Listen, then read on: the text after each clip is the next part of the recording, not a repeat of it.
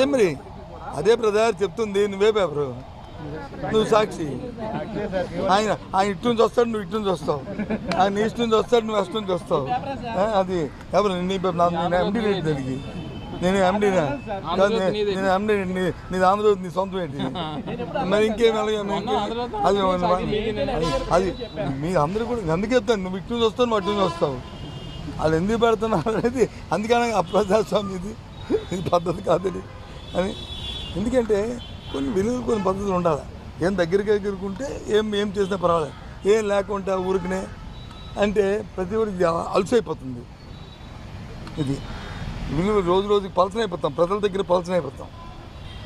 పర్వాలేదని ఆ పలసన అవ్వకుండా వ్యక్తిత్వాలు నిలబెట్టుకోవాలనేది నా కోరిక. నేనైతే ఇంకా అనుకుంటున్నాను. అంత ఈజీగా పార్టీ నిర్ణయం తీసుకోదని చెప్పింది, తీసుకుంది అనుకో, ఓకే.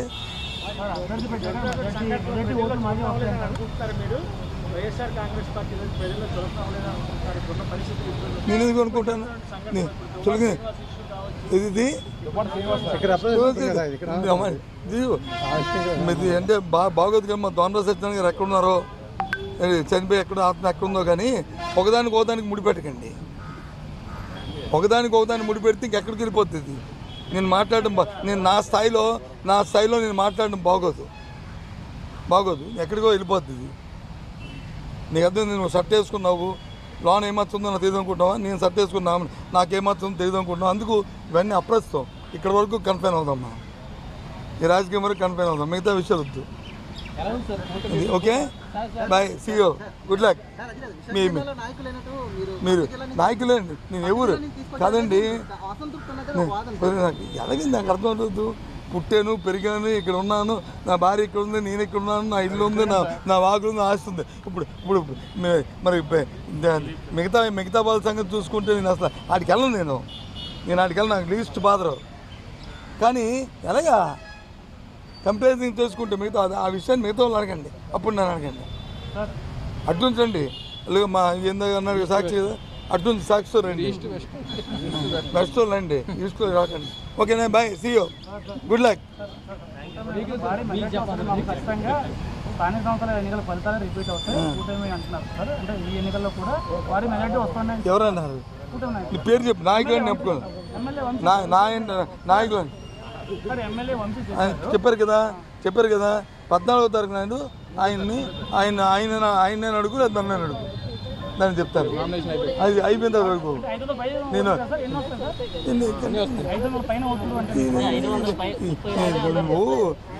చిన్న మాట్లాడి తెలుగా, పెద్ద మాట్లాడలేదు కానీ ఎన్నో వస్తుంది సార్ అంటే నేనేం చెప్తాను? 538 ప్లస్ ఇంకో ఓటు అవతల పక్కన వస్తాను నేను చెప్తానా? లేదు నా ఓటు తగ్గుతుంది నేను చెప్తానా? చెప్పు. ఏది? ఓకేనా, bye, see you, good luck, thank you. ఇవాళ ఎన్నికల్లో మేము పోటీ చేస్తున్నాం.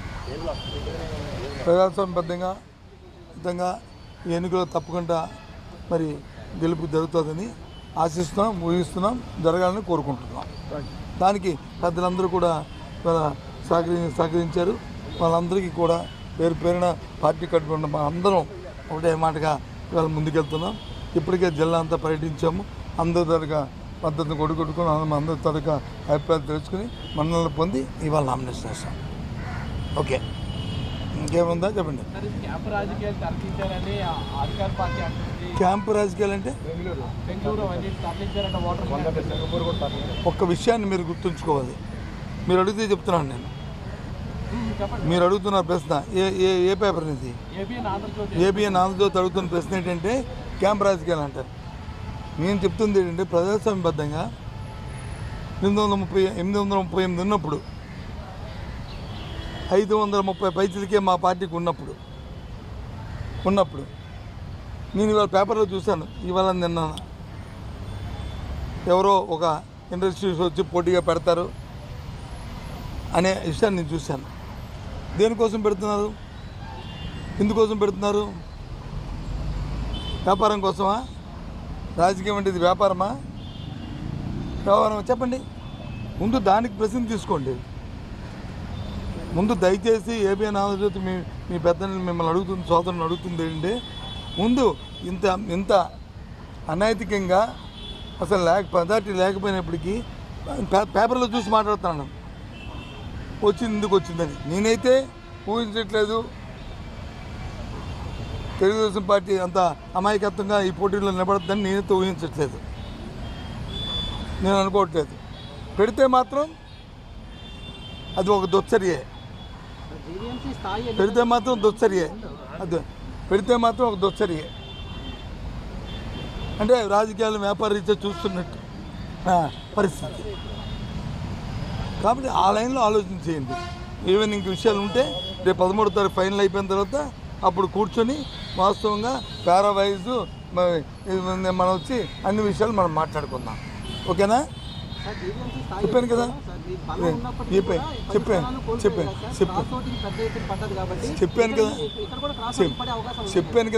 కదా 13 అయిన తర్వాత మన్నీ మాట్లాడుకుందాం,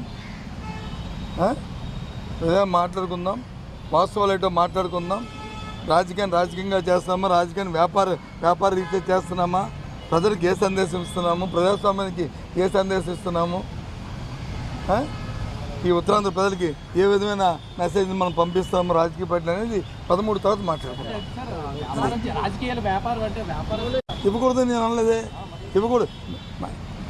దగ్గరలో ఉంటే ఒక 10-20 మంది ఉంటే మరి మారిపోయి 300 మెజార్టీ తేడా ఉన్నప్పుడు వచ్చి ఏ రంగా మారుతారు?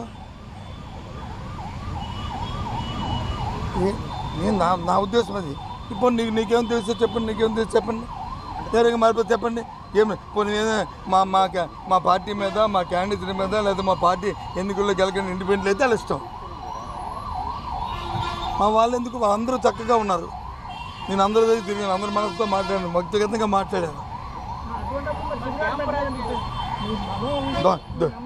దుస్తులకు దూరంగా ఉందామని దుస్తులకి దూరంగా ఉంచుదామని ఉద్దేశం అంతే, అంతకంటే ఇంకేం లేదు. దుస్తుల తాలూకా చూపు, ఆ దుర్మార్గమైన ఆ చూపుని అది మేము పడకంట ఉంచుదామని ఉద్దేశం, అంతకంటే ఇంకేం లేదు. ఓకేనా? Bye, see you.